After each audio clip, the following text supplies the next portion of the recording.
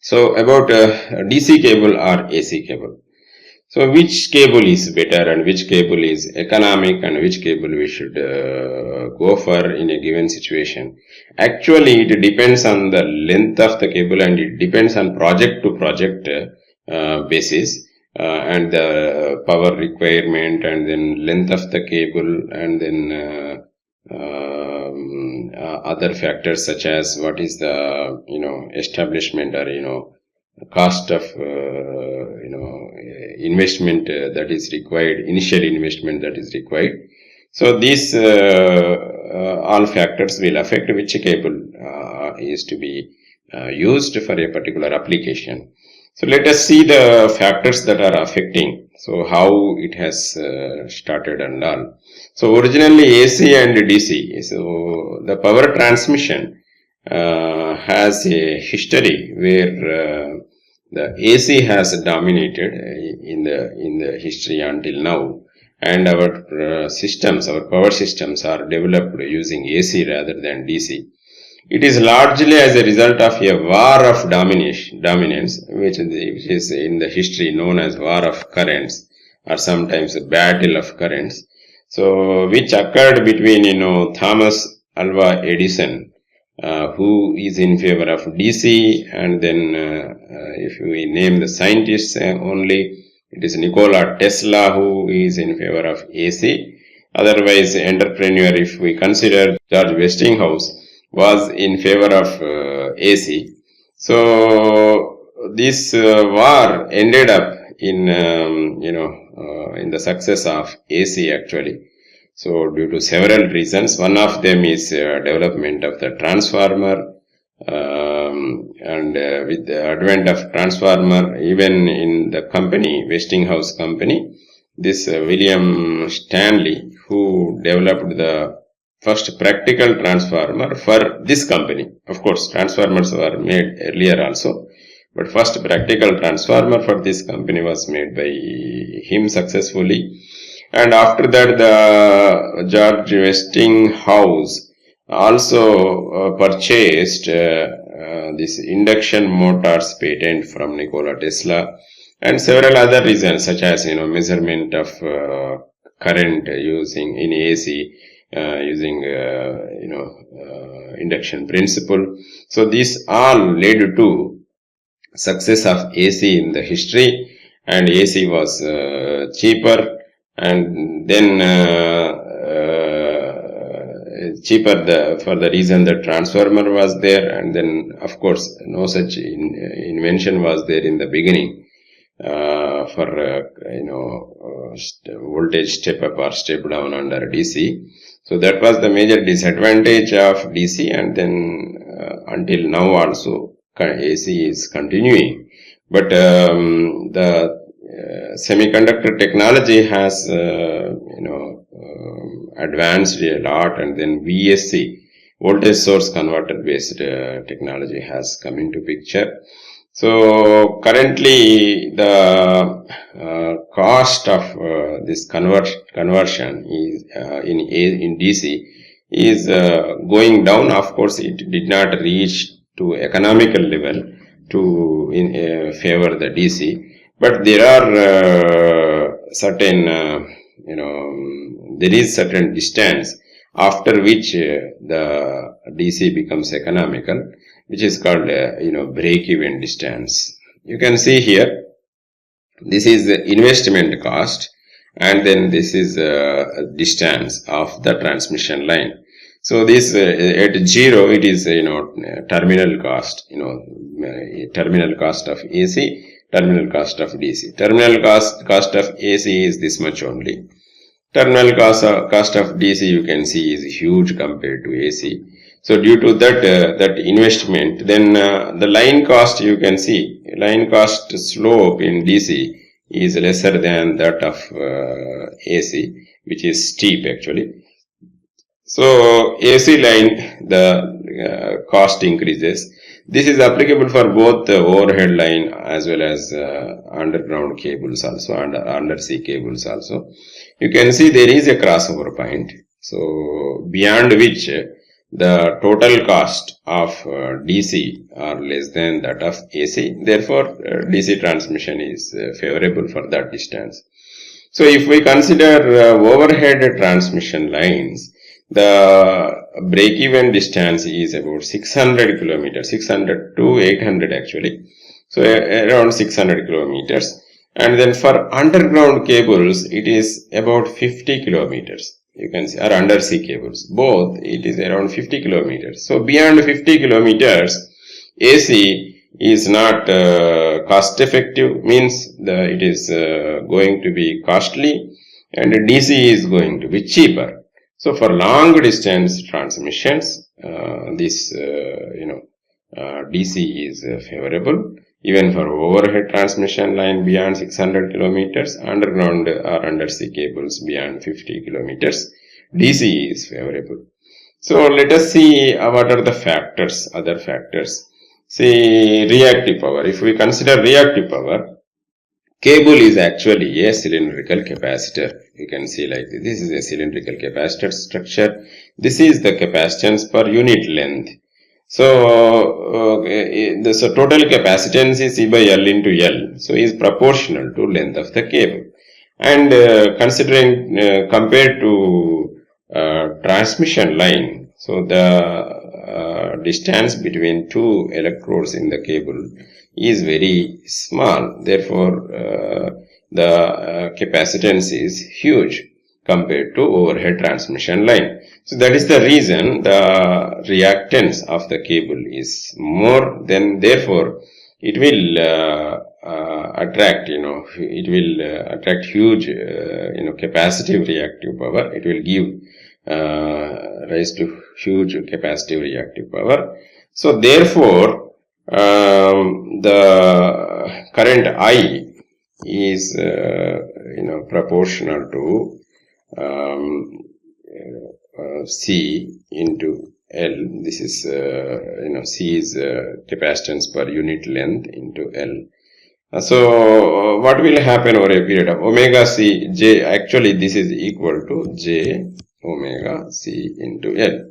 So, if after a certain length L, the current may even reach the rated current of the cable. So you can imagine, or even if it does not reach rated current, the losses that will be occurring in the cable is proportional to length of the cable.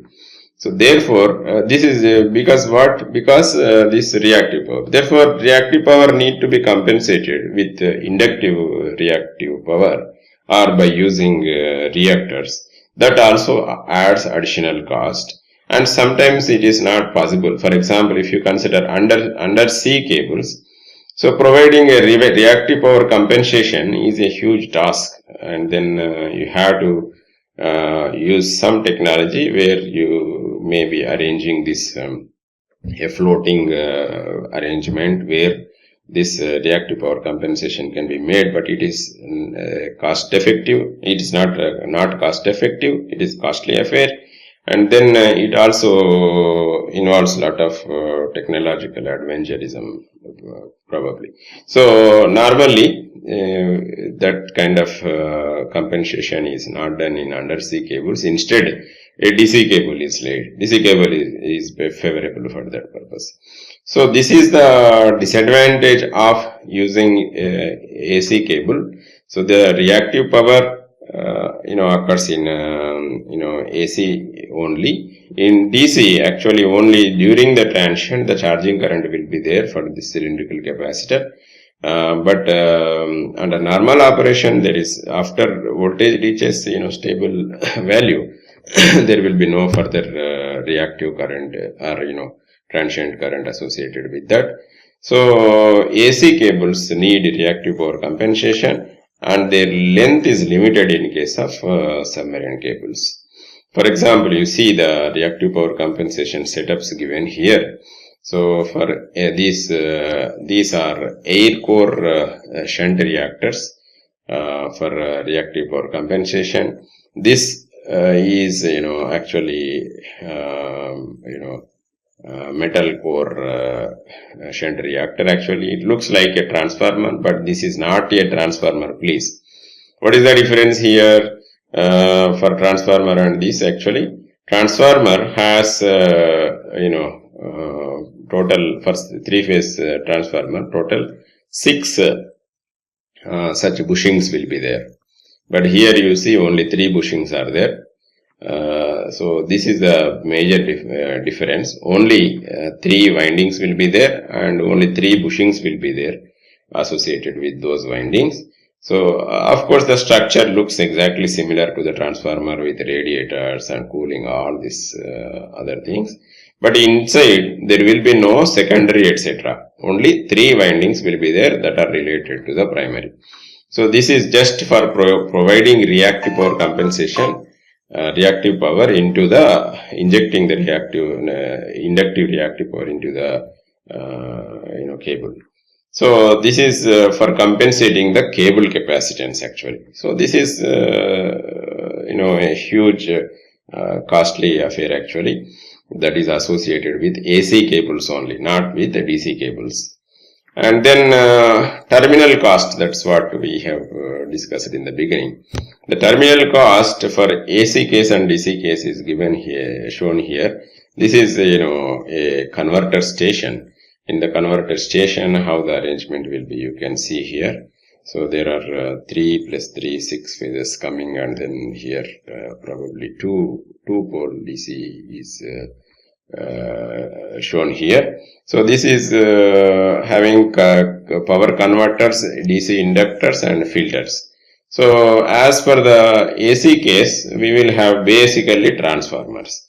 Of course reactors etc. will be there. So this AC is cheaper than this converter technology. Therefore the terminal cost in case of DC is huge compared to that of AC.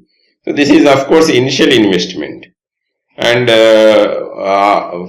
in cable case beyond 50 kilometers, actually this cost escalation in terminal cost will be compensated by the cheaper cable of DC case. So the reason, one other reason for what DC is effective is the skin effect and losses that occur in AC. So what is skin effect actually? Skin effect is uneven distribution of the current in the conductor. So effectively in the mid portion of the conductor there will be very less currents shown with light color here. The intensity, color intensity, red color intensity shows the magnitude of the or density of the current actually. So as you can see at the outer edges, the current density is high. So this is what is known as skin effect, because it is limited to the surface of the conductor. It is due to this skin effect only, the effective resistance of the conductor in AC becomes high actually.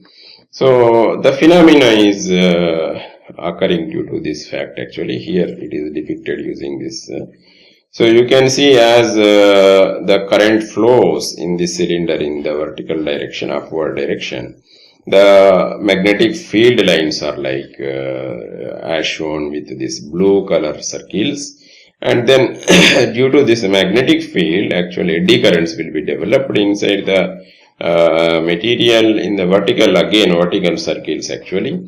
These eddy currents will be opposing the currents in the central region, while they will be enhancing the currents in the outer regions. So this is how, this is one of the explanations of skin effect.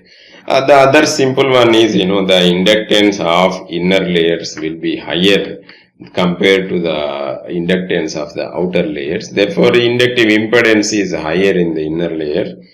Therefore, the current, if two impedances are parallel, current always goes through the lesser impedance. Therefore, the current tends to go through the outer layers of the conductor. So this is what is known as skin effect. Then what is its effect actually?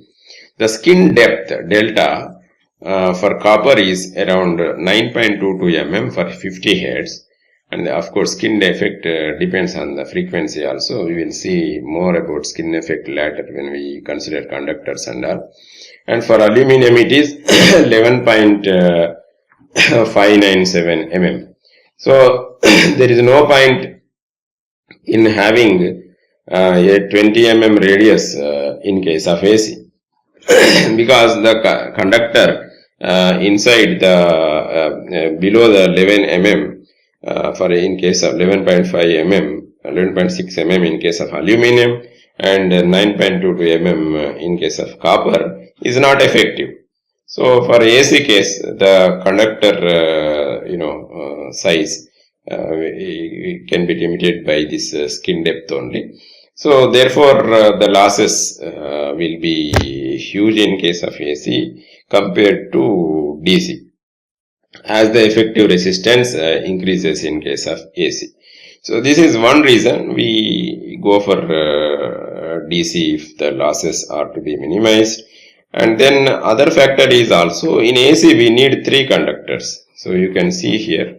So this is other reason. In case of AC cable, we need 3 cores for all 3 phases. And in case of DC, single core is a single cable is enough. Single core cable is enough. Of course, construction is a little bit different in both of them. So here, obviously, so the cost becomes minimum. That is why in the slope also, you have seen in the break-even point curve, you can see the slope of the DC cable is lesser for with the length, and the cost is lesser than that of AC. So after that, this is the reason it is in the crossover point occurs in the characteristics of break-even point. So this is about AC and DC. So of course, ultimately it depends on a particular project. What is the length of the project? What is the power requirement? So all these factors, what is the converter station requirement? All these factors will govern the type of the cable from case to case. Thank you.